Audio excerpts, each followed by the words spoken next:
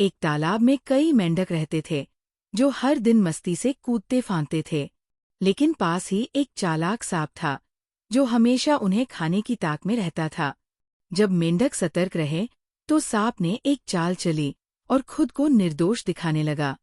क्या मेंढक उसकी चाल को समझ पाएंगे, या वे उसकी मीठी बातों में फंस जाएंगे? अगर आपको ये कहानी पसंद आए, तो वीडियो को लाइक करें, शेयर करें और हमारे चैनल को सब्सक्राइब करें। नई कहानियों के लिए बेल आइकन दबाएं। एक बार की बात है, एक तालाब में बहुत सारे मेंढक रहते थे। वे दिन भर उछल कूद करते और मस्ती में समय बिताते। तालाब के पास ही एक चालाक सांप रहता था, जो हमेशा मेंढकों को खाने की ताक में रहता। लेकिन मेंढक बहुत सतर्क थे, इसलिए सांप को शिकार का मौका नहीं मिलता था। एक दिन सांप ने एक चाल चली। वह तालाब के किनारे एक पत्थर पर उदास होकर बैठ गया।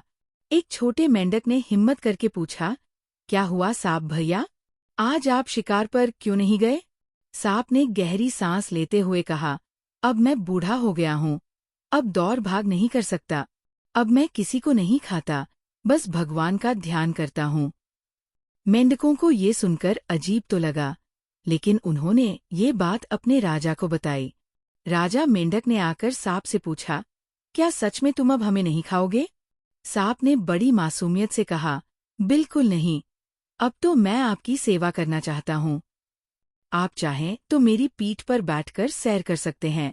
धीरे धीरे छोटे मेंढक सांप की बातों पर विश्वास करने लगे और उसकी पीठ पर बैठकर सैर करने लगे।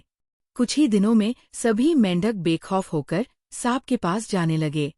फिर एक दिन जब सांप ने देखा कि मेंढक पूरी तरह बेफिक्र हो चुके हैं, तो उसने अचानक एक छोटे मेंढक को निगल लिया। बाकी मेंढकों ने सोचा कि शायद ये गलती से हुआ होगा, इसलिए उन्होंने इस पर ध्यान नहीं दिया। लेकिन धीरे धीरे सांप एक एक कर कई मेंढकों को खाने लगा। जब राजा मेंढक को सांप की चाल समझ आई, तब तक बहुत देर हो चुकी थी।